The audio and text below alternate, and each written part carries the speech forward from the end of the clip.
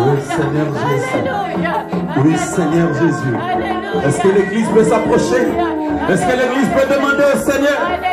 Père, je m'approche de toi. Sous le sang de l'agneau, puisses-tu me laver, me purifier. Puisses-tu ôter les pardons de péché. Puisses-tu éloigner toute forme de lourdeur.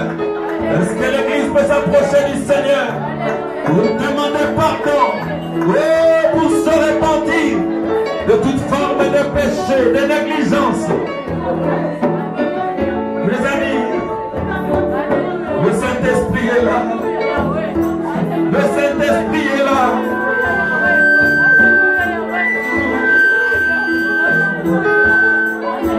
Le Saint-Esprit est là. Seigneur, pardonne ton peuple. Pardonne le peuple. Pardonne le peuple. Purifie-nous, Seigneur. Pardonne le peuple. Pardonne-nous, Jésus. Viens, Seigneur. Viens, Seigneur. Au nom de Jésus-Christ. J'ordonne à toute puissance de l'ennemi. Je commande à toute puissance de l'ennemi de s'éloigner des Seigneurs, d'aller dans les lieux arides. Au nom de Jésus-Christ. Au nom de Jésus-Christ.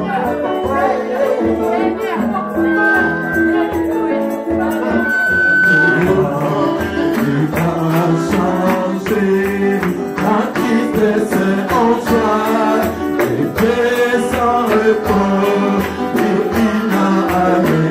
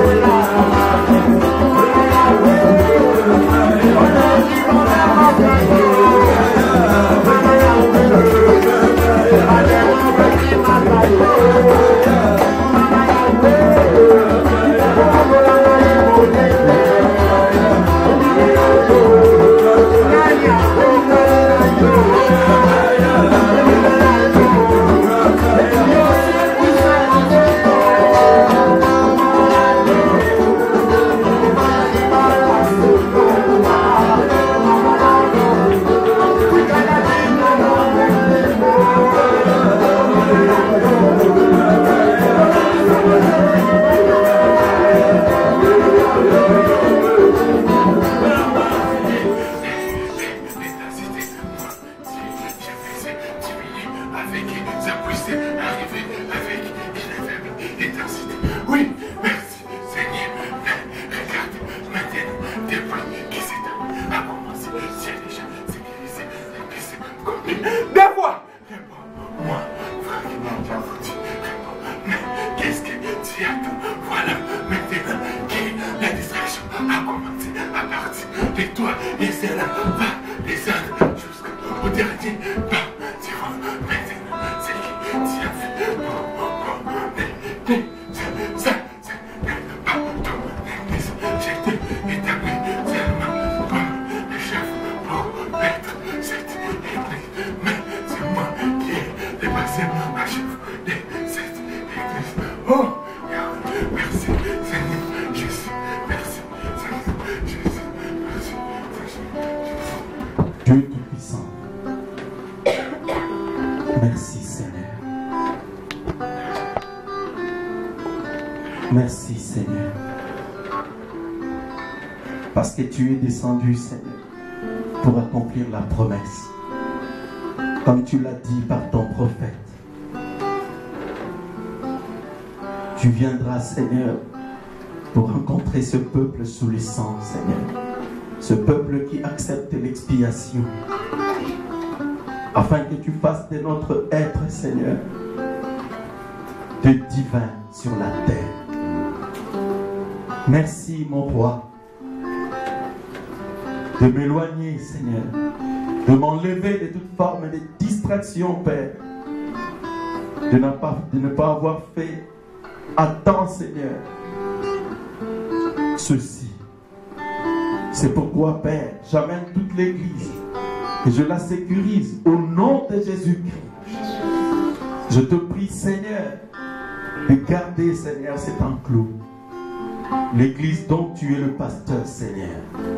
Je prie Seigneur que tu puisses tenir Seigneur Jésus-Christ la porte de ce lieu, afin que tes brebis Seigneur ne soient pas dans la distraction.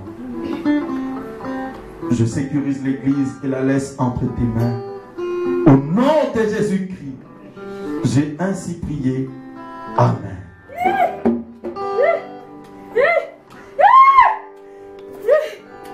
Alléluia. Alléluia. Alléluia. Alléluia. Vous tous qui ne marchent pas selon ma parole, ne touchez pas les instruments du Seigneur.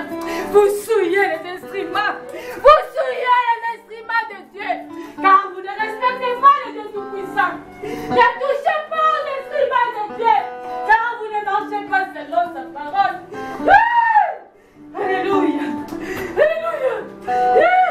Quand tu sais que tu ne marches pas selon la parole de Dieu, ne touchez pas aux instruments de Dieu. Ne touchez pas. Vous souillez les instruments de Dieu. Vous souillez les instruments. Ne touchez pas. Ne touchez pas. Ne touchez pas. Ne touchez pas.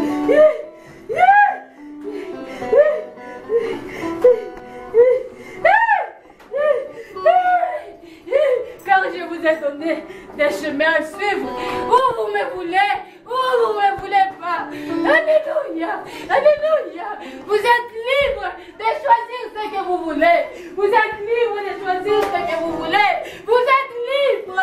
Vous n'êtes pas condamné. Vous êtes libre de faire ce que vous voulez. Mais choisissez entre moi. Alléluia. Alléluia. Alléluia. Choisissez. Choisissez. Je vous ai laissé la liberté. Je vous ai laissé la liberté. Je vous ai laissé la liberté. Choisissez.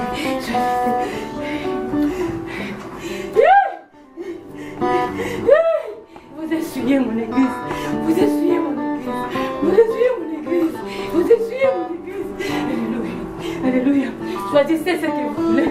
Vous êtes libre. Vous êtes libre. Vous êtes libre. Alléluia. Alléluia. Alléluia.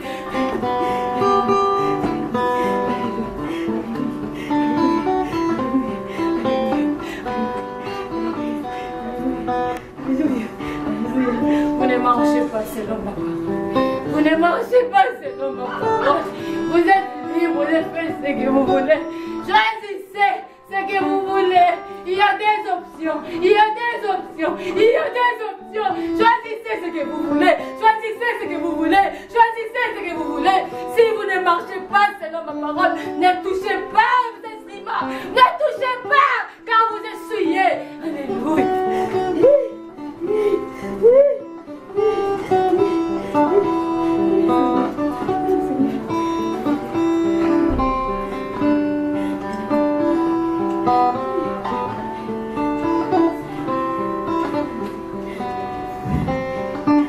yeux voient tout. Mes yeux voient partout. Mes yeux voient partout. Mes yeux voient partout. Mes yeux voient partout. Partout. Partout, vous les cachez pas. Partout, je vous vois. Je vous vois. Je vous vois. Je vous vois. Alléluia. Alléluia. Vous êtes libre de choisir ce que vous voulez. Vous êtes libre de choisir ce que vous voulez. Car je vous vois. Je vous vois. Choisissez ce que vous voulez.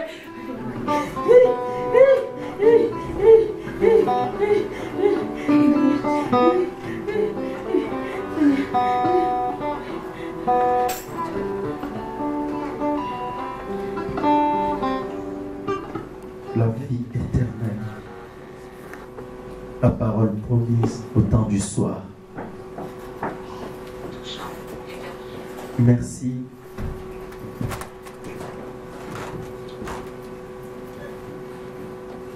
Merci pour cet instant, Seigneur. Merci pour ta présence. Merci pour ton onction. Nous voulons en être loin encore, Seigneur, pour prêcher l'évangile.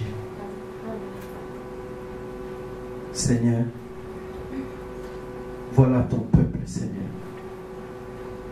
Je n'ai pas le droit de leur dire autre chose que ce que toi, tu nous as dit, Seigneur.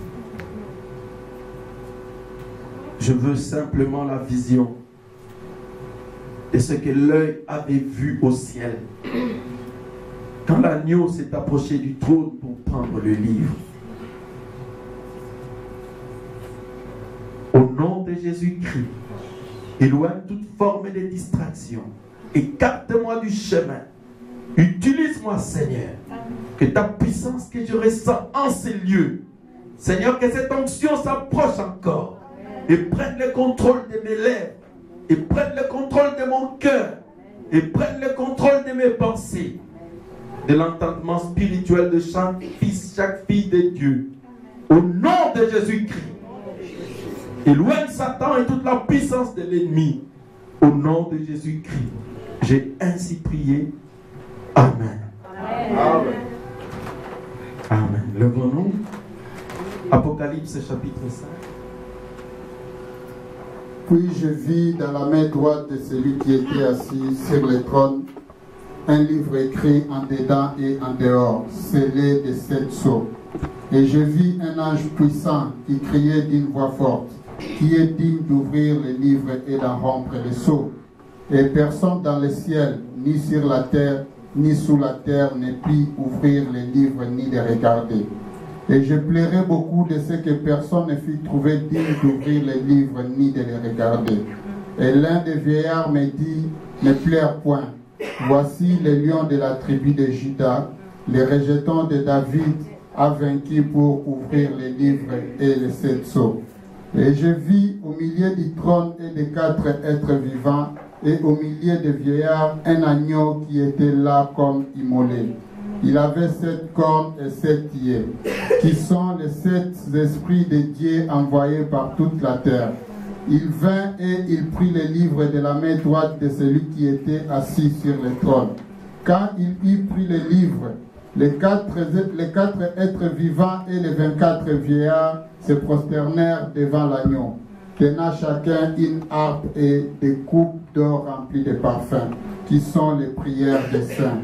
Et ils chantaient un cantique nouveau en disant, « Tu es digne de prendre le livre et d'en ouvrir les sceaux, car tu as été immolé et tu as racheté pour Dieu par ton sang des hommes de toute tribu, de toute langue, de tout peuple et de toute nation. Tu as fait d'eux un royaume de sacrificateurs pour notre Dieu, et ils régneront sur la terre. » J'ai regardé et j'entendis la voix de beaucoup d'anges autour du trône, des êtres vivants et des vieillards, et leur nombre était des myriades et des milliers de milliers. Que le Seigneur ajoute des bénédictions à la lecture de sa parole. Amen. Veuillez vous asseoir. Je vous salue tous ce matin dans le nom précieux de notre Seigneur Jésus-Christ. Amen. Nous remercions le Seigneur pour ce temps de rafraîchissement pour tous ces messages prophétiques qu'il nous envoie, pour cette onction, pour la colonne des feux encore. Amen. Amen. Et j'ai encore, je crois, 2 messages, peut-être 3. Et immédiatement après que j'aurai fini de prêcher, j'appellerai les intéressés et je prierai pour eux. Maintenant, nous retournons à ce que nous sommes en train d'étudier. Nous sommes en train, mes amis, de parler de la restauration de l'arbre de l'épouse. On ne peut pas parler de l'arbre de l'épouse sans parler de l'époux. Parce que l'épouse est une partie de l'époux, comme la parole de Dieu le montre depuis le livre de Genèse. Le prophète William Branham dit que Dieu avait achevé de créer le 6e jour et le 7e jour il se reposa. Et la femme, ce n'est pas une création directe de Dieu. La Bible dit que la femme a été tirée de la côte de l'homme, pour dire que la femme existait déjà, mais dans l'homme. Et Dieu a dû la créer. Après avoir tout créé, c'était, si vous voulez, quelque chose qui est intervenu en plus de ce que Dieu avait fait. Maintenant, on ne parlera pas de l'épouse si on ne parle pas de l'époux. Parce que notre époux, l'époux de nos âmes, c'est le Seigneur Jésus-Christ. Et vous savez tous que Jésus a été percé sur le côté au calvaire. En ce moment-là, Dieu était en train de sortir une épouse. Et cette épouse s'est étendue le long des âges. Et nous sommes justement en train de parler de la restauration de cette épouse. Le prophète William Branham l'appelle Ève spirituelle dans la prédication 3e sceau au paragraphe 156. Parce que la première Ève, qui est la femme d'Adam, notre mère, est tombée. Alors Dieu avait promis qu'il donnerait à nouveau une autre Ève. Et c'est comme ça que nous avons reçu la promesse. Dans Joël chapitre 2 verset 25, « Je remplacerai toutes les années que le gazam, le asile, le gélec et la sauterelle ont dévoré. » Après que dans Joël chapitre 1, du verset 1 à 4, le Seigneur nous a montré comment ce ver qui est devenu d'abord, je crois, les gazam, les asiles, la sauterelle et ainsi de suite, qui a détruit l'arbre. Je ne reviendrai pas sur la manière dont l'arbre était détruit, parce que j'en ai parlé dimanche dernier. Mais aujourd'hui, nous continuons sur la restauration de l'arbre épouse. Et nous verrons, parce que nous étions en train d'étudier Apocalypse chapitre 5, nous voyons comment l'agneau a repris le livre d'entre les mains de celui qui était assis sur le trône. Et il se tournait. En ce moment-là, l'agneau n'était plus sur la terre, au ciel. Et l'agneau était au milieu des 4 êtres vivants.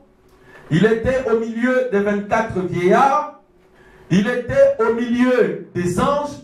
Il était au milieu d'une multitude d'êtres humains où il était en train d'être acclamé et adoré, parce que la Bible dit que tous ces êtres vivants et les 24 vieillards et les anges, ils chantaient d'un seul cœur disant que la gloire, que la puissance reviennent à l'agneau, parce qu'il a ouvert le livre et il a révélé le secret contenu dans le livre, et qu'il a fait, il a racheté les tribus, les langues, les peuples par son sang, pour faire de un royaume de sacrificateurs et ils régneront sur la terre. Est-ce que l'Église est avec moi? Amen. Parce qu'aujourd'hui, certaines personnes ne savent pas pourquoi les sceaux ont été ouverts. La Bible elle-même dit que ceux pour qui les sceaux ont été ouverts, des personnes à l'intention de qui ces sceaux, ces mystères de la Bible ont été ouverts, ils deviendront des sacrificateurs et ils régneront sur la terre. J'aimerais que l'Église sache et comprenne un peu ce qu'on appelle sacrificateur. Le sacrificateur dans la Bible, c'est ce qu'on peut appeler aujourd'hui dans le Nouveau Testament des prédicateurs et des personnes qui ont un travail à faire dans l'église du Dieu vivant, prêcher l'évangile, peut-être avoir certains offices dans l'église, parce qu'il y a des diacres qui peuvent prêcher aussi, parce que le prophète dit qu'ils doivent être capables d'exhorter. Maintenant, mes frères et sœurs, un sacrificateur dans l'Ancien Testament, c'était des personnes auprès de qui le peuple venait pour trouver des solutions quand il était malade, quand il avait des problèmes ou quand il était frappé de la lèpre. Le peuple se présentait devant le sacrificateur et le sacrificateur lui administrait de l'huile et le sang de sacrifice pour sa guérison. Aujourd'hui, parce que les sceaux ont été ouverts, Dieu veut faire de toi et moi un royaume de sacrificateurs. Je vous ai dit que dans cette alliance, même vous les sœurs, vous serez un sacrificateur. Le prophète William Branham dit dans la prédication conduite par l'Esprit, au paragraphe 14, la guérison divine a été mal prêchée, mal enseignée. On nous a fait croire qu'il n'y a que les prédicateurs ou les hommes qui doivent prier pour les malades et chasser les démons. Le prophète dit, même vous les sœurs, vous les mamans, les filles, vous qui avez reçu le Saint-Esprit, vous avez le droit de vous tenir là, dans vos maisons, partout, de prier pour les malades, de chasser les démons. Parce que ça, c'est la grande commission. Le prophète William Branham dit, Marc 16, 17, c'est la grande commission. Elle concerne tout le monde. Parce que l'Église est avec moi. C'est pourquoi vous devez vous lever. Quand il y a un problème de maladie, un cas autour de vous, souvenez-vous que vous aussi, vous avez le droit de chasser les démons. Amen. Parce que le livre s'est ouvert aussi pour vous. Le titre de propriété est allé encore entre vos mains. Amen. Pour vous donner le droit de dominer sur les maladies, de dominer sur des situations, de dominer dans vos maisons sur des problèmes qui peuvent vous embêter. Alléluia. Amen. La prédication H d'Éphèse au paragraphe 39. Très rapidement. Oui. L'H d'Éphèse au paragraphe 39. Allez, on va être rapide pour gagner le temps. Oh non, frère, les sceaux ont été ouverts. Le titre des propriétés est entre nos mains. Tous les mystères révélés de Dieu sont entre les mains de l'épouse. Et vous avez examiné la chose pour voir. Peut-être que ce livre de propriété n'est jamais arrivé entre vos mains. Parce que c'est quoi le livre de propriété? Mes amis, oh, je les sens s'approcher. Je ne sais pas ce qu'il veut. Mais il va faire quelque chose pour toi ce matin. Amen. Sois simplement attentif. Amen. Amen. Jean a entendu les sept tonnerres et il ne lui fut pas permis d'en parler. Il a entendu les voix, mais les dos du livre étaient scellés de sept sceaux. Cependant, le jour où ces sceaux seront ouverts, le mystère de Dieu s'accomplira. En d'autres termes, Dieu se fera connaître à son Église, non pas sous forme de 3 personnes, mais d'une seule personne. Le mystère de Dieu s'accomplira. Et lorsque cela sera complètement révélé, alors les 7 mystères s'ouvriront à l'Église. Parce qu'alors, l'Église vivra sous l'inspiration du Saint-Esprit, se mouvant au milieu d'elle, montrant par ces signes qu'il est vivant et au milieu de nous. Et alors, nous adorerons le Christ vivant. Et les sceaux ont été ouverts pour que l'Église vive sous l'inspiration du Saint-Esprit. Pour que le Saint-Esprit commence à se mouvoir au milieu de son peuple et que le peuple de Dieu ne soit plus des adorateurs d'idoles ou d'un Dieu inconnu. Que Jésus devienne vivant et réel parmi son peuple. Et qu'il y ait des signes, qu'il y ait tous ces prodiges, des miracles, là où Dieu sera révélé. Frère Branham ajoute au paragraphe 40, ne cherchez jamais, tu peux lire ça. Paragraphe 40, écoute ce qu'il ajoute. Parce que ce dont vous avez besoin, c'est que Christ devienne réel. Quand Jésus est réel, Jésus peut guérir. Amen. Quand tu as des problèmes, Jésus peut répondre à tes problèmes. Quand le diable cherche à se glisser parmi nous, comme il le fait ce matin et tout le temps, Jésus sera capable de nous avertir. Quand nous serons malades, Jésus va nous guérir. Quand nous serons possédés par les démons, Jésus sera capable de nous délivrer. Jésus nous donnera le Saint-Esprit. Et nous serons remplis de sa parole et de sa puissance. Amen. Les sceaux ont été ouverts pour que l'Église de Dieu adore un Dieu vivant. Amen. Amen. Lys de la vallée, n'oubliez jamais cela. Amen. Les sceaux n'ont pas été ouverts. Dieu n'a pas donné tous ces secrets cachés pour que vous ayez la connaissance des Écritures et pour que vous alliez discuter avec les pentecôtistes. Est-ce que toi tu sais ce qui s'est passé en Éden? Il ne sait pas ce qui s'est passé en Éden. Il est possédé par les démons. Il veut être sûr que toi tu as la même puissance que Adam avait. En Éden, il n'y avait pas seulement l'adultère. En Éden, il y avait aussi un homme qui s'appelait Adam, qui avait la torse bombée, qui regardait en haut comme un prince, qui pouvait parler au vent, qui pouvait dominer sur la nature. Amen. Il y avait aussi ça en Éden. Pourquoi est-ce que quand nous parlons d'Éden, nous parlons simplement du péché qui s'est produit là-bas? Paragraphe 40, l'âge d'Éphèse. Ne recherchez jamais les grandes églises et les grandes choses. Lorsque nous arriverons à cet âge pentecôtiste, vous verrez certainement où ils se sont égarés. L'église même de Laodicée signifie riche, n'ayant besoin de rien, alors qu'elle est misérable et aveugle. Amen. Et qu'elle ne le sait pas. Elle ne le sait pas.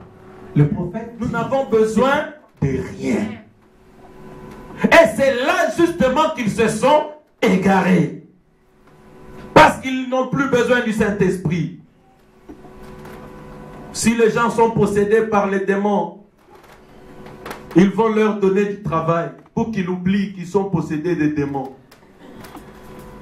Quelqu'un qui a des démons de femmes de nuit, de maris de nuit ou des histoires, pour le distraire, on lui donnera un travail. Comme ça, quand il travaille, il a oublié. Il dit que Dieu m'a béni, j'ai le travail, tout va bien.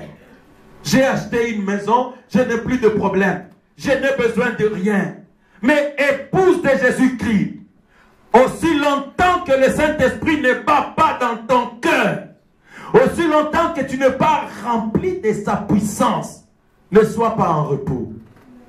Tu dois continuer à gémir, à soupirer, jusqu'à ce que tu commences à marcher dans la sainteté, jusqu'à ce que tu sois rempli du Saint-Esprit,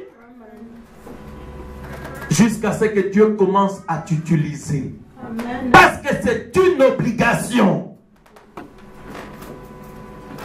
Tu dois être utilisé par Dieu. C'est ce que nous allons voir tout à l'heure. Pourquoi est-ce que Dieu t'a placé sur la terre? Maintenant, Église du Dieu vivant, nous savons pourquoi les sceaux ont été ouverts. Nous savons pourquoi Frère Branham a promis dans la prédication 3e sceau, au paragraphe 156, que Dieu nous redonnera la parole, mais au temps de la fin, la parole elle-même deviendra une semence. Parce que la parole, au commencement, la parole était esprit. Je crois que tout le monde le sait. La Bible dit au commencement était la parole. La parole, c'est la colonne de feu que vous voyez là. Ah, pasteur, l'histoire de la colonne de feu, finalement, tu vas nous saouler avec ça. Ah, si c'est le cas, vous serez réellement saoulés. Parce que je ne lâcherai pas l'affaire. Amen. Le pasteur ne lâche jamais l'affaire quand il s'agit de Jésus-Christ. La colonne de feu, la parole, si vous ne le savez pas, c'est ça. C'est ce qui était au commencement.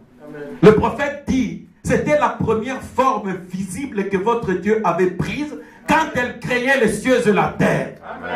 Elle était d'abord un esprit invisible au commencement. Et il s'est transformé en logos, la colonne de feu. Et en ce moment-là, Dieu s'est mis à crier. Amen. Est-ce que l'église est avec moi? Amen. C'est ça la parole. Maintenant, regardez. Cette parole était lumière, il était esprit. Elle était apparue à Moïse comme étant une lumière. Elle était apparue à Abraham comme étant un être humain. Dans Genèse 18. Un ange. C'était l'ange de l'Éternel. Mais la même parole a habité parmi nous. Elle était devenue un être humain dans la personne de Jésus-Christ. Est-ce que l'église est avec moi? Amen. Ok, je veux que vous vous manifestiez pour être sûr que vous me suivez. Et la même parole a habité parmi nous. Elle est devenue Jésus-Christ. Et parce que cette parole était devenue une semence, elle est tombée en terre. Selon Jean 12. Elle est ressuscitée. Elle est devenue plusieurs dans Pierre, dans Paul, dans les chrétiens qui avaient reçu le baptême du Saint-Esprit. Maintenant, cette parole, qui était une, elle a produit plusieurs paroles. Et c'était ça, l'épouse de Jésus-Christ. C'est pourquoi Proverbe dit, dans Proverbe 11, verset 30, la Bible dit, le fruit du juste est un arbre de vie. C'est-à-dire le juste qui est Jésus. Quand il est tombé en terre, il est devenu un arbre de vie. Parce qu'à partir de cette semence, plusieurs autres semences se sont produites. C'était les chrétiens du commencement de l'Église. Et j'ai montré que par le nicolaïsme, parce que les gens ont renié le Saint-Esprit, parce que les gens ont renié les dons spirituels, parce que les gens ont renié la conduite de l'ange du Seigneur. Depuis le début de l'Église, l'Église est devenue formaliste. Et l'Église catholique s'est emparée de tout. Les évêques conduisaient l'Église à la place du Saint-Esprit. Les gens qui avaient plus de moyens étaient devenus maîtres de l'Église à la place de l'ange du Seigneur. Et nous avons vu que même aujourd'hui, il y a des églises qui sont sous la coupe de nicolaïsme.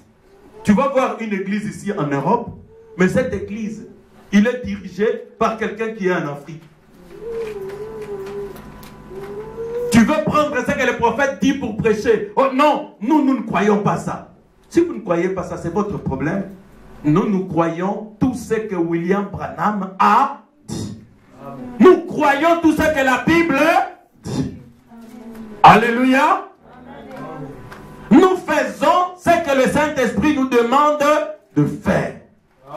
Église, les esprits qui avaient tué la semence parole au commencement de l'église, à l'âge d'Éphèse, de Thyatire, de Pergame, les mêmes esprits se sont réunis en bloc et ils combattent encore la semence parole aujourd'hui.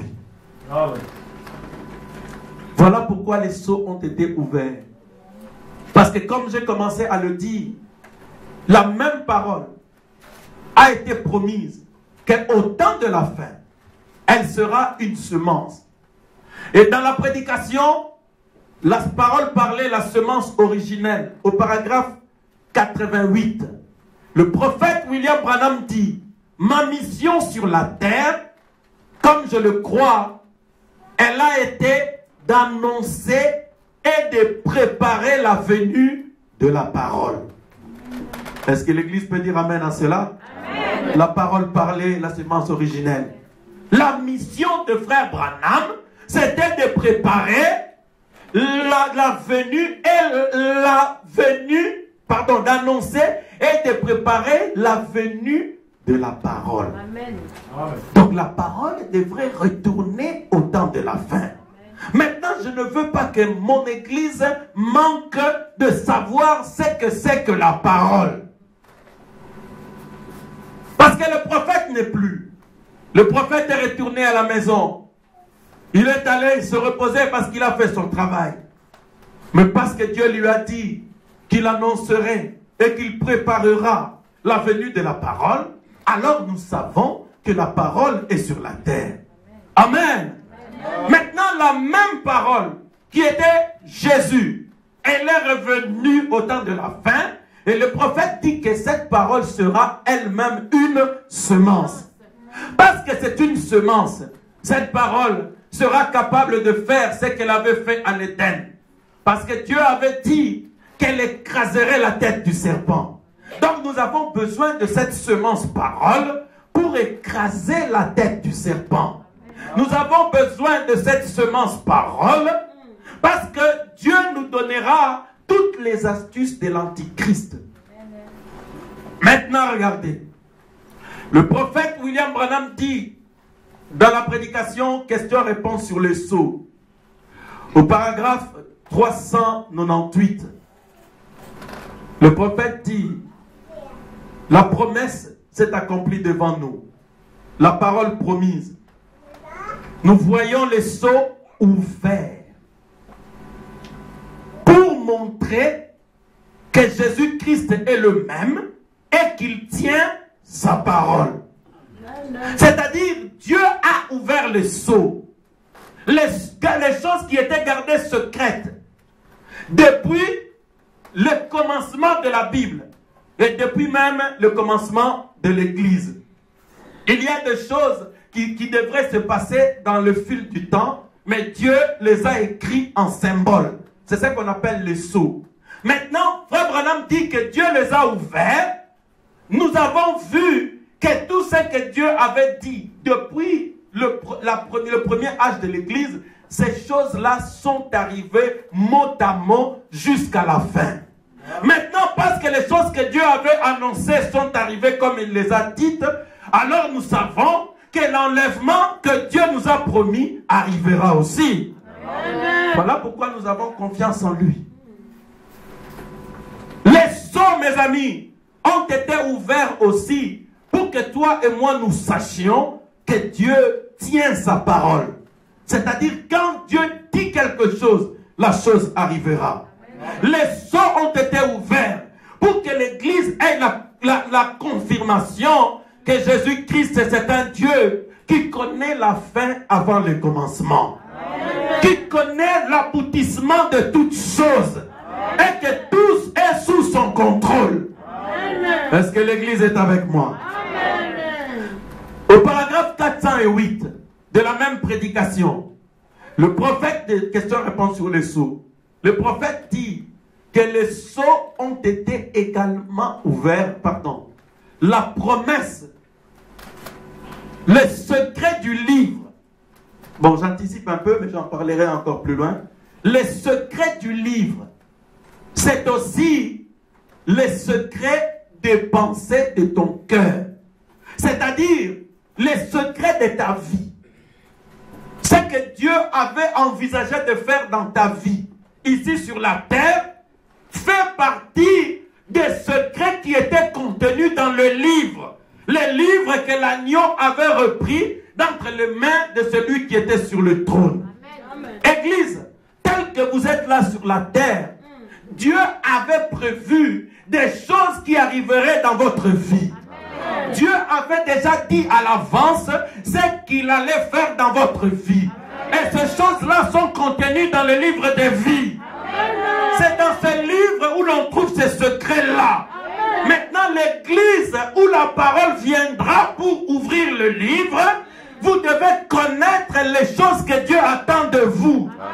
C'est pourquoi le même discernement qui était dans William Branham, il opérera dans l'église où les sceaux sont réellement ouverts. Et dans cette église-là, les secrets des cœurs seront connus et les projets de votre vie seront dévoilés. Vous ne vivrez plus par hasard, car vous devriez connaître les raisons pour lesquelles vous êtes sur la terre. Alléluia. Peut-être que Dieu a voulu que vous soyez un prédicateur, vous le saurez. Si Dieu a voulu que vous soyez quelqu'un qui a des dons de l'esprit, vous le saurez. Si vous êtes quelqu'un que Dieu a appelé pour le service du Seigneur, ces secrets sera dévoilé là où se trouve la semence parole. Alléluia. Est-ce que vous savez maintenant pourquoi la semence parole doit être parmi vous? Mes amis, oubliez la conception intellectuelle de ce message. Que la parole, le mystère. Mais les mystères sont là. Personne ne sait ce que Dieu attend de lui. Comment Dieu peut vous appeler sans que vous sachiez ce qu'il attend de vous? Ça existe dans quelle Bible? Frère, il y a des gens aujourd'hui dans ce message, 15 ans, 20 ans, c'est seulement un bon frère qui a un bon travail, qui a des enfants, et puis c'est tout. Il vient à l'église, il va, il vient, il va, il vient, il va. Il ne sait pas pourquoi Dieu l'a placé sur la terre. Vous savez pourquoi? C'est parce que le livre de vie, ce livre-là dont il parle, le titre de propriété, il n'est pas encore ouvert. C'est difficile. Je sais que vous allez comprendre. Vous avez déjà même compris. Je vais déposer la colonne de feu là-bas, la photo de la colonne de feu. Amen. Bon, si vous essayez de dire encore c'est de l'histoire, aujourd'hui vous risquez de voir des choses encore. Amen. Amen. Amen. Parce que nous nous servons Zambi Walelo. Amen. Amen. Alléluia. Amen. On va avancer, mes amis. Nous sommes en train de parler du retour de la semence parole. Parce que quel était le cheminement? Nous étions en train de voir. Nous sommes déjà devant l'autel des holocaustes. On a passé là où était le sacrifice dans le temple de Salomon. Nous sommes passés et nous sommes arrivés dans le deuxième autel. Le deuxième autel s'appelle l'autel des parfums. Je vous ai dit, on va lire quelque chose sur l'autel de parfums. Oui, 2 Chroniques 6, 26 je crois. 2 Chroniques 6, 26. Lisez rapidement. Vous allez voir que l'autel de parfum, ce n'est pas n'importe quel autel. On ne joue pas là-bas. 2 Chroniques 6, 26. Oui, allons-y. Vite, vite, vite, vite. Quand le ciel sera fermé et qu'il n'y aura... Non, 2 Chroniques 6, 26. Lis un peu. Non, lis un peu. Mais lorsqu'il fit puissant, son cœur s'éleva pour le perdre. Il pécha contre l'Éternel son Dieu. Il entra dans les temples de l'Éternel pour brûler des parfums sur l'autel des parfums. Amen. C'est 2 Chroniques 16, 26, 16. Ah, c'est cela. Bien aimé, j'aimerais vous montrer que dans l'Ancien Testament, il n'y a que le sacrificateur qui arrivait à l'autel des parfums. Parce qu'à l'autel des parfums, on brûlait l'encens et on offrait à l'Éternel les odeurs du parfum. Et le prophète dit que c'était le type de la prière. L'encens et la prière et le parfum, ce sont les prières que vous vous adressez à Dieu. Et nous avons vu que dans Apocalypse chapitre 5, quand l'agneau avait pris le livre entre les mains de celui qui était au trône, il est descendu sur la terre. Parce qu'en ce moment-là, le trône avait changé de lieu. Apocalypse 10 dit, l'agneau est devenu un ange puissant, il est descendu avec le livre ouvert. Maintenant vous allez dire, mais pasteur, comment vous savez que l'ange puissant d'Apocalypse 10, c'est lui d'agneau? Mais je le sais parce qu'il a le livre ouvert dans sa main. Au ciel, il n'y a que l'agneau qui était digne de prendre le livre et d'ouvrir le sceau. Est-ce que vous êtes avec moi? Amen. Donc l'agneau qui avait pris le livre, c'est lui l'ange puissant qui descend avec le livre dans Apocalypse 10. Maintenant, il amène le livre sur la terre. Parce que c'est ici que l'agneau, entouré des 4 êtres vivants, qui représentent les évangiles, qui représentent les 12 tribus, les 24 vieillards, les 12 tribus et les 12 apôtres, tous, ils étaient en adoration. Maintenant, où est-ce que Dieu les a rencontrés? Le prophète dit, là, agneau, Dieu les a rencontrés, c'est-à-dire le Saint-Esprit a rencontré le peuple, les langues, ceux qui adoraient, il les a rencontrés sous le sang. C'est-à-dire nous devrions être sous le sang, nous qui acceptions l'expiation de l'œuvre que Jésus-Christ a accomplie sur la croix. Donc le Saint-Esprit te rencontre, mon frère, ma soeur, sous le sang. Amen. Alléluia. Amen. Ok, je reprends. Les scientifiques disent, vous voyez comment je parle comme ça, comme je crie. Pendant que je crie, il y a la salive qui sort, il y a aussi le sang qui sort de moi. C'est pourquoi quand le pasteur a prêché ou quelqu'un prêche sous l'inspiration comme ça, il se fatigue parce que tu perds à la fois la salive et tu perds le sang. Donc pendant que je crie dans l'air, le vent qui sort là-bas, il y a le sang. Et c'est pourquoi le prophète dit, dans la parole, c'est-à-dire quand moi je parle, le sang sort. Quand la parole de Dieu sort, le sang de l'expiation sort aussi. C'est-à-dire quand je sors le message de l'heure, le sang est en train de sortir sur vous. Amen. Parce que vous allez comprendre pourquoi, comment le sang de Jésus arrive pour vous. Le sang arrive par la parole. Parce que le sang est dans la parole. Vous comprenez? Amen. Vous allez dire, mais comment le sang est dans la parole? Oui, parce que la parole parle. Le sang parle. Est-ce que vous savez que le sang parle? Amen. Je prêcherai sur ça un jour. Le sang parle. Amen. La Bible dit, le sang d'Abel criait à Dieu. Amen. Le sang crie. C'est-à-dire le sang de Jésus qui avait été versé parle. Amen. Et quand le sang parle la parole de l'heure. Alléluia.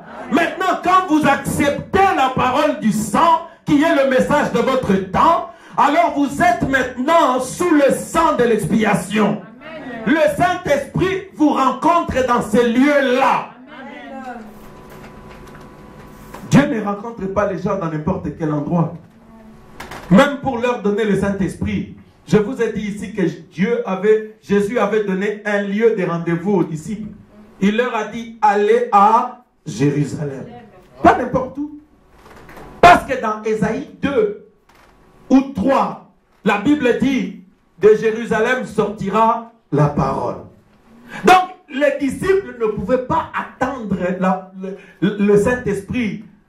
Ils ne pouvaient l'attendre qu'au lieu indiqué par Dieu. Alors, dans les sceaux, Frère Branham dit, pour attendre le Saint-Esprit, qui est le sceau de la promesse, pour attendre les titres de propriété, il fallait que vous et moi, c'est-à-dire les adorateurs, nous rencontrions Dieu sous le sang. Vous ne rencontrerez le Saint-Esprit que si vous êtes sous la parole de votre temps. Amen. Et la parole de votre temps, mon frère, ma soeur, c'est le message de l'heure. Amen. Amen. Amen. Maintenant, regardez. Osias, c'était un roi. Il n'était pas sacrificateur. Ce n'était pas un prédicateur. Ce n'était pas un lévite. il n'avait pas le droit d'arriver où il était arrivé. Il a passé l'autel des holocaustes. Il est allé jusqu'à l'autel des parfums. Et là, Dieu s'est irrité contre lui. La Bible dit qu'il fut frappé de lèpre. Il est mort de la lèpre, Osias, à cause de ce péché-là. Dieu ne permettait pas que n'importe qui avance à l'autel des parfums. Et je vous ai dit, selon Apocalypse chapitre 5, l'agneau ouvrit le livre et il s'éteint en présence de 4 êtres vivants et de 24 vieillards qui lui présentaient les coupes remplies d'odeur du parfum. C'est-à-dire, le prophète dit, en ce moment-là, l'agneau était sur la terre. C'est-à-dire, c'était sous l'expiation, sous le sang, pendant que les adorateurs étaient dans la prière, en train de supplier d'adorer l'agneau, qu'il avait ouvert le livre pour leur accorder le baptême du Saint-Esprit. Vous ne pouvez pas avoir le Saint-Esprit ailleurs. Le Saint-Esprit, vous ne pouvez le recevoir que si vous êtes sous le sang. Et le sang de Jésus-Christ aujourd'hui, c'est le message de l'heure. Parce que c'est la seule parole capable de vous purifier, de vous nettoyer. Parce que le message, c'est la parole, c'est la Bible dans son entièreté. Vous qui ne connaissez pas le message de William Branham, le message de William Branham, c'est la révélation de la Bible qui ne laisse aucune chose sur les côtés. Nous devons prendre tout ce que Dieu a dit dans la Bible. C'est ça le message. Amen. Maintenant on avance. Parce que les sceaux ont été ouverts. La parole devait être restaurée. Mais c'est quoi la parole? On peut se poser la question. Je vous ai dit que beaucoup de gens pensent que la parole c'est ça. Si tu demandes à quelqu'un, montre-moi la parole, il va te montrer soit une brochure, ou bien il va te montrer la Bible. Il va te dire, regarde, c'est ça la parole. Mes amis, ça c'est la Bible. C'est un livre. Quand nous irons dans l'enlèvement, ça restera. Quand nous irons dans l'enlèvement, toutes ces choses-là resteront. Ils brûleront. Nous n'en aurons pas besoin. Mais laisse-moi te dire qu'au ciel, nous monterons quand même avec la parole. Mais si la parole reste et elle brûle, mais quelle parole tu vas monter avec au ciel, pasteur? Merci pour la question. On va examiner la question maintenant. Prenons la Bible dans le livre des Hébreux, chapitre 10, verset 7. Rapidement. Hébreux, chapitre 10, verset 7. Alors je dis, voici, je viens dans les rouleaux du livre, il est question de moi, pour faire, ô Dieu, ta volonté. Là, c'est le Christ qui parle. C'est Jésus qui parle. Il dit, je viens, voici, je viens dans le rouleau du livre. Donc, ce livre parle de moi. Donc, Jésus vient avec le livre. Il dit que le livre parle de lui. Pourquoi le livre parle de lui? Pour que Jésus fasse la volonté de Dieu. Église, le livre a aussi parlé de Jésus. Église, est-ce que vous êtes avec moi? Amen. Donc le livre dont je parle, le livre de la rédemption, il a aussi parlé de Jésus. C'est Hébreux chapitre 10, verset 7. Ce livre a parlé de Jésus. Mais ce livre a parlé de Jésus pourquoi? Jésus a dit, ce livre, ce rouleau, il parle de moi. Parce que, là, à ici, je vous parlais du secret, du mystère caché dans mystère. Et moi, je crois, c'est même un mystère plus grand que toutes les choses que nous connaissons sur Israël. Oh, attends, Israël va partir, on va envoyer 2 témoins. Attends, tu vas voir. Frère, c'est moins important que Dieu me fasse connaître sa volonté pour ma vie. Amen. C'est pourquoi vous devez chercher de connaître la volonté de Dieu pour votre vie. Amen. Moi, je m'appelle Franck. Seigneur, je suis sur la terre. Je te remercie parce que tu as fait de moi un être merveilleux. Je te bénis parce que tu m'as donné le souffle de vie. Mais Seigneur, dis-moi, quel est mon travail sur la terre?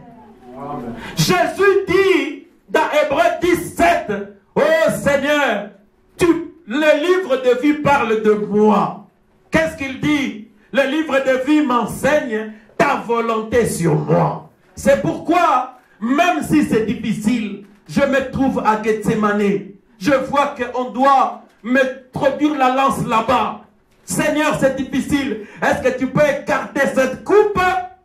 Mais comme Jésus connaissait la volonté de Dieu, le plus grand mystère pour Jésus, laisse-moi te le dire ce matin, c'est que Jésus savait qu'il était le rédempteur des hommes. Amen. Cela a conditionné toute sa vie. Une femme pouvait venir vers Jésus, dire, oh, Jésus, ah Jésus, mais nous allons moi citer Jésus le regarde, il dit non, je suis le rédempteur. Dieu a fait de moi un rédempteur. Je n'ai pas le droit de le décevoir. Amen. Jésus, oh, mais tout le monde, tu n'as pas de travail. Il y a beaucoup de choses là-bas. Tu peux faire des petites bagouilles comme ça, tu vas avoir l'argent. Il dit non, Dieu a fait de moi le rédempteur des hommes. C'était ça la volonté de Dieu. Et le prophète dit dans la prédication adoption, la volonté de Dieu sur un homme, une femme, c'est un mystère. Alors vous allez comprendre pourquoi dans les églises de conduite du Saint-Esprit comme la nôtre, vous devez venir ici et Dieu finit par vous dire ce pourquoi il vous appelle. Amen. Dieu vous a appelé peut-être pour être utilisé dans les dons spirituels ou pour être un prédicateur, pour faire quelque chose pour lui. Sachez que la volonté de Dieu, c'est d'abord par rapport à son travail, par rapport à son œuvre. Et c'est pourquoi un chrétien, pour qui le livre est ouvert, il sait ce qu'il fait ici. N'importe qui ne pourra pas venir. Oh Franck, toi qu'est-ce que tu fais en Belgique? Bon Franck, écoute, tu perds ton temps. Et ton ami est devenu Premier ministre. Est-ce que tu peux venir au Congo pour prendre le ministère des Finances? Frère, je vais lui dire, non, merci. J'ai été placé sur cette terre pour être le petit sauveur des hommes. Amen. Alléluia. Amen. Je suis ministre pour le salut des âmes. Amen. Je ne serai pas ministre des Finances du Congo. Non. Je suis flatté par ce poste, mais je ne le peux pas. Amen. Vous savez quoi? Si je le fais quand même, je ne pourrai pas. Je vais te voir dimanche. Non, dimanche, la volonté de Dieu pour moi, c'est d'être à l'église. Parce que Dieu peut m'utiliser. Si tu n'es pas là, personne ne pourra prendre ta place. Ton ange sera là, mais toi tu n'es pas là. Amen. Amen. Église, Jésus connaissait le mystère caché dans le livre pour lui. Voilà pourquoi il l'a pris. Maintenant nous allons progresser parce que nous parlons de la restauration. Nous savons que Dieu avait promis qu'il va restaurer la parole. Je ne retournerai pas dessus. Maintenant, cette parole, mes frères et sœurs, si c'était ce livre-là, cette Bible-là, parce que le titre de propriété, il va demeurer quelque part. Je crois que tout celui qui lit la Bible sait que quand Salomon avait fini de bâtir le temple, Dieu lui a dit de prendre l'arche. Dans l'arche de l'alliance, il y avait le table de la loi, il y avait le bâton de témoignage d'Aaron, il y avait aussi la main. Et savez-vous où l'arche de l'alliance se trouvait? L'arche de l'alliance se trouvait dans les saints des saints, c'est-à-dire dans la troisième partie du temple. Frère Branham dit que l'homme est composé de corps, de l'esprit et de l'âme. C'est-à-dire, quand nous prenons le livre, mais le livre doit se trouver quelque part. Pas dans le corps, pas dans l'esprit. Le livre se trouvera dans l'âme. Est-ce qu'on peut prendre ça et mettre dans mon âme, ça, comme ça? Non. Ça fait rentrer? Non. Ça ne rentrera pas. Donc le livre, ce n'est pas ça. Ça, c'est la Bible. Le livre dont je parle, ce n'est pas ça. Écoutez maintenant. Vous devez comprendre. Prenons Hébreux maintenant. Chapitre 10 toujours, du verset 15 au verset 17. Je ne serai pas long. Aujourd'hui, vous devez connaître le livre et la parole. C'est quoi le livre et c'est quoi la parole? Où est-ce qu'elle doit se trouver? De 15 à 17. Hébreux. Suivez très bien. C'est ce que le Saint-Esprit nous atteste aussi. Car après avoir dit, voici l'alliance que je ferai avec eux.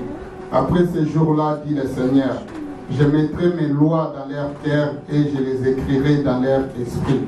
Il ajoute, et je ne me souviendrai plus de leurs péchés ni de leurs iniquités. Or, là où il y a le pardon des péchés, il n'y a plus d'offrande pour les péchés. Amen. Frère, après ces jours-là, Dieu fera une alliance avec nous. Et dans cette alliance, Dieu prendra ses lois. Il les mettra dans votre cœur. C'est-à-dire, pas un homme. Dieu lui-même prendra sa loi et il va la mettre dans votre cœur. Ça sera la parole de Dieu pour vous. Maintenant, regardez. Je vous donne le mystère de la naissance naturelle. Le prophète dit, quand une femme est enceinte, le fœtus qui est là dans l'utérus, il dit c'est une masse de muscles et de chair. Ce n'est pas encore un être humain. Il bouge comme ça. Ce sont des réflexes. Quand vous voyez le fœtus faire ça dans le ventre, ce sont des réflexes. Tout ça, il bouge. Maintenant, avant qu'il ne vienne au monde, le prophète dit à terme, quand on s'apprête à sortir le bébé, l'esprit du bébé, c'est-à-dire qui vient de Dieu, si c'est un bébé prédestiné, l'esprit rôde autour de la maman. L'esprit rôde autour de la maman. Il se passe là un mystère. Quand l'enfant naît, il n'a pas d'esprit. Et quand il sort, l'esprit entre directement en lui et il pousse un cri. C'est-à-dire l'esprit de l'enfant, il entre dans sa naissance. Amen. Le corps qui était là, c'était simplement une masse de chair. C'est la partie animale de l'enfant. Mais l'esprit, il rentre dans la naissance. C'est ça l'esprit qui conduira l'enfant, l'esprit qui restera avec l'enfant jusqu'à ce que l'enfant reçoive le Saint-Esprit. Église, est-ce que vous êtes avec moi? Amen. Maintenant, quand le pasteur vous prêche la parole, quand le pasteur ouvre la Bible et les brochures, il y a quelque chose qui se forme en vous. Il y a une forme. Vous voyez, la sœur commence à changer de forme. Le visage commence à devenir un visage chrétien. C'est-à-dire sans maquillage, sans des histoires inutiles. Les habits commencent à devenir chrétiens. Vous allez voir, les frères commencent à devenir chrétiens. Le pantalon commence à se relever. La coiffure commence à devenir normale. C'est-à-dire, là, c'est la parole, les Écritures qui vous donnent cette forme-là. Maintenant, en ce moment-là, vous êtes prêt à naître. Quand vous croyez la parole, vous êtes comme une femme qui est enceinte. C'est-à-dire, vous écoutez la parole, de la même manière que l'esprit tournait autour de la femme, pour entrer dans le bébé, l'esprit tourne autour de la femme qui s'appelle Lys de la vallée. L'esprit tourne ici, l'esprit tourne ici. Quand il trouve quelqu'un qui a la forme de la parole, l'esprit et le livre entrent dans son cœur. Amen. Est-ce que l'église est avec moi? Amen. L'esprit entrera là où la parole a pris forme. Est-ce que vous comprenez pourquoi est-ce que la parole doit précéder? Vous comprenez pourquoi est-ce que vous devez obéir à la parole? Parce que la Bible dit, dans Actes 5, 32, Dieu donne le Saint-Esprit à ceux qui obéissent à sa parole. C'est-à-dire, quand vous obéissez à ce message que vous écoutez, quand vous obéissez, quand vous écoutez avec intérêt, tel que vous écoutez là, le Saint-Esprit est en train de se mouvoir, parce que moi je le sens autour de moi. Il plane ici, il vient, il va, il est en train de vous regarder. Celui qui est prêt à naître, l'Esprit arrive et l'Esprit entre en lui. Maintenant, le prophète dit, dans la prédication 6e sceau, au paragraphe 290, non, la prédication 4e sceau, au paragraphe 67, le prophète dit, la parole elle-même est esprit. C'est-à-dire, la parole dont je vous parle, c'est l'esprit. La parole qui est restaurée, mes amis, c'est l'esprit. Parce que Dieu est esprit. Ce que Frère Branham a restauré, c'était la colonne de feu, l'esprit logos qui était au commencement. C'est cette semence originelle qui avait habité dans le corps de Jésus. Aujourd'hui, il nous est retourné sous forme de l'esprit. Pendant que je vous presse le message, s'il apprécie mon interprétation de ce message, il vient pour signaler qu'il est là. Amen. Maintenant, quand vous l'acceptez, il va venir en vous. Amen. L'église, je pense que vous comprenez. Amen. Le Saint-Esprit ne se trouve pas là dans les livres. Le Saint-Esprit est là. Moi, je le sens. Pendant que je prêche, il est. Il défile. Il est là. Il est en train de sillonner. Il est en train de se réjouir. Il attend un cœur qui est disposé. Maintenant, quand vous acceptez, c'est-à-dire quand vous acceptez la parole du sang, parce que le sang crie, comme je suis en train de le faire. Alors, si vous acceptez de vous mettre sous le sang, alors vous acceptez l'expiation. En ce moment-là, l'Esprit vous rencontrera là. Dieu prendra lui-même tout ce qui est écrit ici. Dieu commencera à l'écrire sur votre cœur. Alors vous marcherez avec la Bible en vous. Vous marcherez avec les citations de Frère Branham en vous.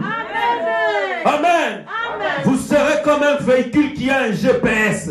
Si vous arrivez au feu, il va te dire, ma soeur, ça c'est le feu. Amen. Amen. Vous ne serez plus vide.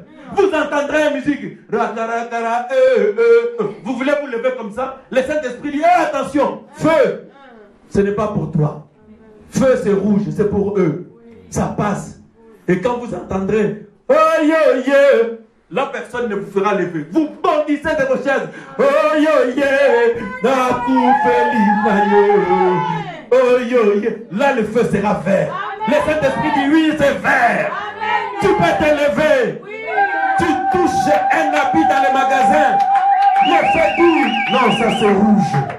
Il est à l'intérieur de toi. Amen. Le GPS est à l'intérieur du véhicule. Amen. Dieu aime conduire l'homme de l'intérieur. C'est ça la nouvelle alliance. Yes. Et dans cela, Dieu viendra. Il place la Bible, toutes les brochures de William Branham, et Dieu place encore la partie qui concerne exclusivement Franck. C'est-à-dire, même les secrets qui concernent votre vie, Dieu met là-bas. C'est-à-dire, Dieu commence à conduire votre vie. Si cette année-là, Dieu avait vu que vous serez guéris, qu'ils refusent, qu'ils s'opposent comme ils veulent, cette année-là, ça marquera guérison, guérison, bénédiction, guérison. Cela arrivera. Mes amis, le livre doit être dans vos cœurs. Et ce livre-là est un livre spirituel. Amen. Alléluia. Les citations de Frère Branham nous aident à connaître les choses que Dieu avait promises peut-être pour l'Église. Mais le mystère de sa volonté, il sera dans ton cœur. Alléluia. Et là où se trouve le Saint-Esprit, il y aura un lecteur de disques durs. alors il viendra. C'est comme ça qu'il utilise parfois la parole ou les dons spirituels. Quelqu'un vient devant vous, il commence à lire, il commence à dire ce qu'il y a dans votre vie. Parce que Dieu doit vous révéler les choses que vous devez faire. Amen. C'est pourquoi ils peuvent dire ce qu'ils veulent. Ils ne nous l'enlèveront pas. Parce qu'il y a des gens qui disent, j'ai entendu à Paris, ils disent non, Franck, il est devenu pentecôtiste. Ils disent que je deviens pentecôtiste parce que nous aimons les dons spirituels. Nous aimons parfois chanter tout ce qui nous vient. Moi je chante tout ce qui est sous l'inspiration. Le feu vert, il est là. Quand le Saint-Esprit me dit de ne pas chanter, je ne chanterai pas. Si le Saint-Esprit aime ça, tu peux t'opposer comme tu veux. Moi, je chanterai ce chant-là. Alléluia. Parce que je chante pour Jésus. Amen. Amen. Amen. Écoutez, ça sera ce mystère-là que Dieu placera en vous. Amen. Maintenant, regardez. Je vous ai dit, ces écrits-là, elles nous aident simplement à connaître la pensée de la parole. Mais ce n'est pas ça la parole.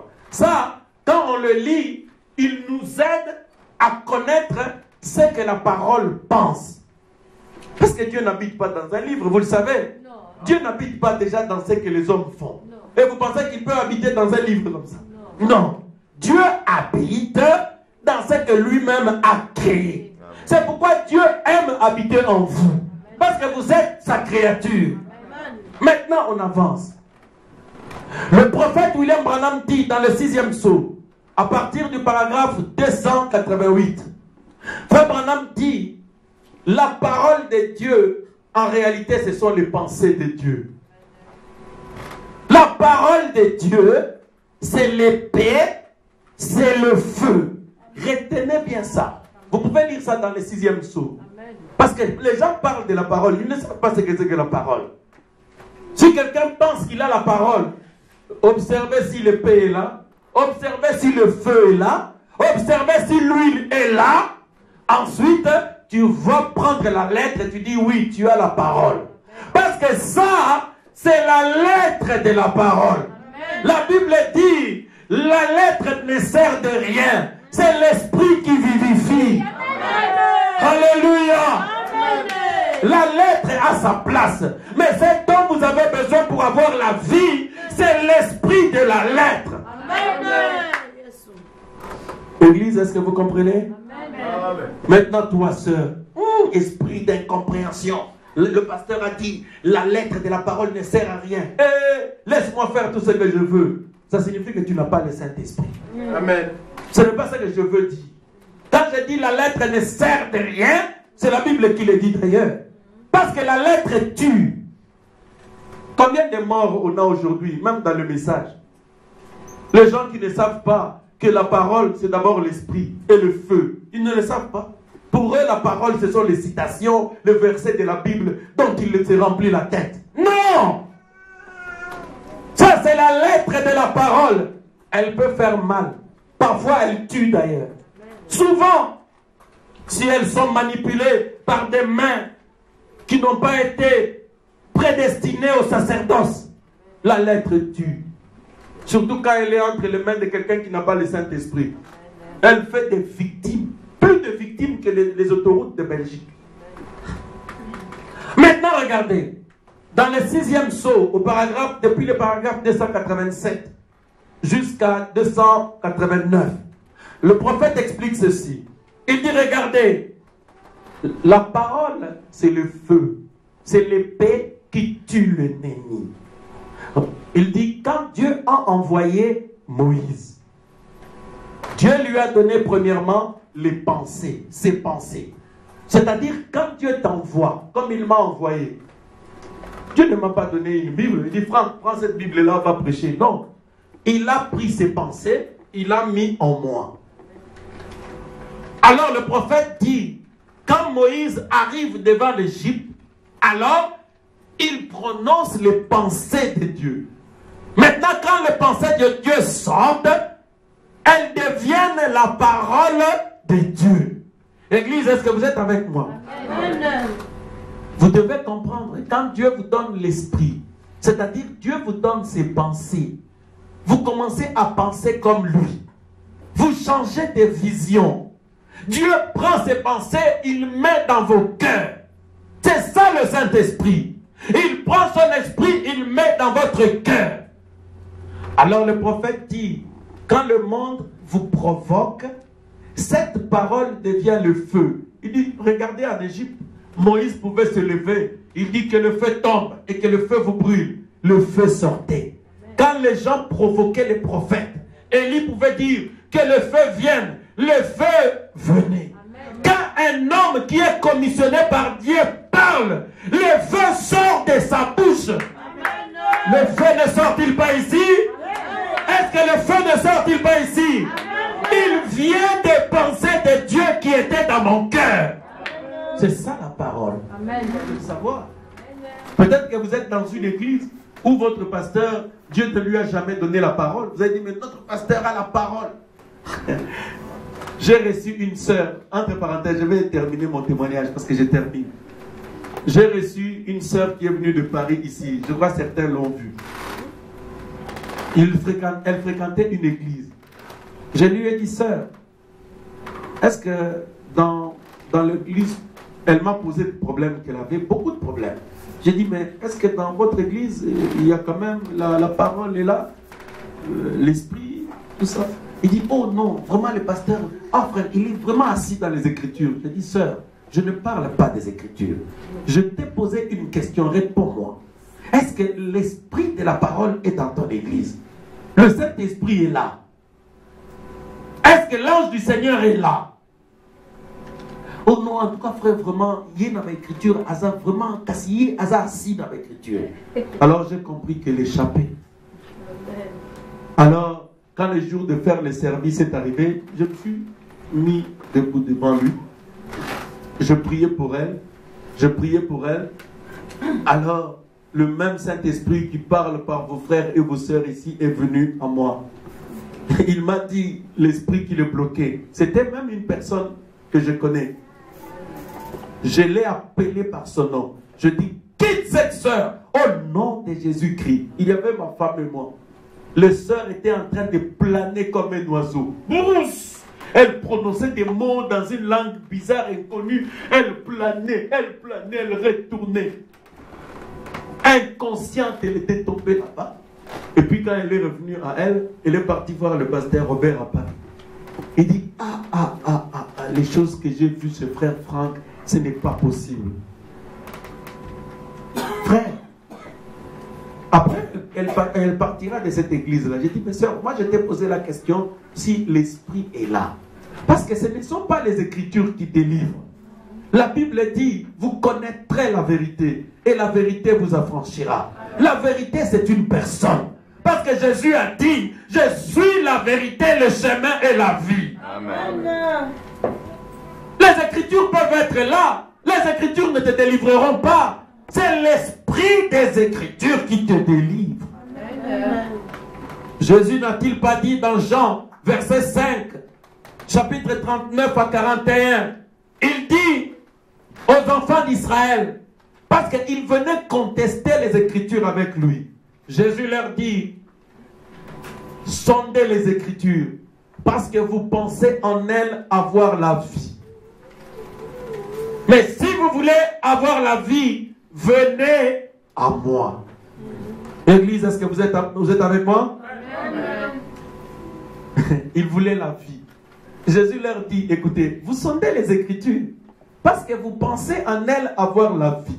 Et le prophète William Branham dit, les Juifs pensaient que la vie était là dans les Écritures. Aujourd'hui, même dans son message, les gens pensent que la vie est dans les Écritures. La vie n'est pas dans les Écritures. Vous voulez savoir où se trouve la vie? La vie se trouve dans des machines qui ont 2 pieds comme moi et 2 bras. La vie se trouve dans les hommes. Amen. Si vous voulez avoir l'esprit, laissez les Écritures. Cherchez des hommes qui ont reçu le Saint-Esprit, qui ont reçu le livre dans leur cœur. Parce que ce sont les hommes qui donnent la vie à d'autres hommes. Je prêchais sur la loi de l'esprit, je crois que vous vous rappelez. Amen. Cette sœur a été délivrée de ses démons. Elle était consciente. Je sais qu'elle était en train, elle ne voulait pas me dire clairement que son pasteur n'avait pas l'esprit, le Saint-Esprit. Les Écritures aujourd'hui, ce n'est pas le problème. Oh non, frère, est-ce que non, frère, madame, le troisième saut, le cheval, mes frères, si je veux ça, je n'ai qu'à aller sur Internet, je vais lire. Quand le cheval apparut, quand il ouvrit le troisième seau, puis j'ai vu un homme qui avait dans sa main une balance. Ne touchez pas à l'huile et au vin. L'huile, c'est le Saint-Esprit. Mais c'est écrit. Où est le problème? Tu peux prendre ça et dire, bon, délivre-le. Un seau, délivre-le. La personne ne sera pas délivrée. Parce que l'Esprit a regardé le livre, mais l'Esprit cherche les hommes qui croient. Et l'Esprit vient dans les humains. Église, changez de vision. Vous devez savoir que l'Esprit doit être dans le cœur. Le livre dont Frère Branham parle, ça doit être dans le cœur. Amen. Est-ce que l'Église a compris quelque chose? C'est cela. Voilà l'Esprit qui était dans le cœur. En 1995, je rentrais d'une campagne de pasteur Barouti. J'étais à Guinée en ce moment-là. Je priais le Seigneur. Et la nuit, Dieu a mis dans ma main une grande épée. Je ne savais pas ce que c'était. En 1994, je n'étais qu'un jeune croyant dans la foi. Une grande épée. Et quand je marchais, je pouvais voir les gens qui avaient de la sorcellerie dans la rue où j'habitais avant. Quand je tirais mon épée, je frappais. Aïe, ils fermaient les yeux ici. Les gens s'éparpillaient autour de moi. Il y avait une grande onction autour de moi. Mais je ne comprenais pas ce que c'était. Savez-vous quoi? 13 ans plus tard, la première fois, moi j'étais à la maison, on priait au téléphone. Une jeune sœur de 14-15 ans est rentrée sous l'onction. Elle commençait à dire, mon serviteur, je te vois avec une épée dans ta main. Avance. Je dis, une épée encore? Je n'en avais jamais parlé à personne. J'ai dit la deuxième fois encore, une épée. Jusqu'aujourd'hui, vous commencez à l'entendre. Le Seigneur m'avait donné cette épée. Je ne savais pas ce que c'était. C'est après des années, en lisant le message, que j'ai compris qu'il avait placé la parole entre mes mains. La parole, mes frères, ce n'est pas seulement les Écritures. C'est le feu, c'est l'épée qui tue les démons. Que Dieu vous bénisse. Voilà ce que Dieu a redonné à l'Église. Est-ce que vous voulez que Dieu vous redonne le feu? Levez-nous pour l'adorer. Est-ce que vous voulez qu'il redonne l'épée? L'Éternel seul éclaire son chemin. Sa parole c'est le feu. On va chanter cela. Amen. Sa parole c'est le feu. Une épée était en train de circuler dans sa bouche. Voilà l'épée, mon frère, ma soeur. Voilà le genre de parole qui doit être restauré dans l'église. Est-ce que l'Église de la vallée, vous aimez cela? Est-ce que vous aimez ce genre de paroles? Aimez-vous l'épée? Aimez-vous l'esprit? Aimez-vous le feu? Amen. L'Éternel seul éclaire mon chemin. Merci. C'est pourquoi je m'avance, Seigneur, par la commission que tu m'as donnée, Seigneur. Tu m'as dit, quand tu leveras ta main pour prier, aucun esprit ne te résistera.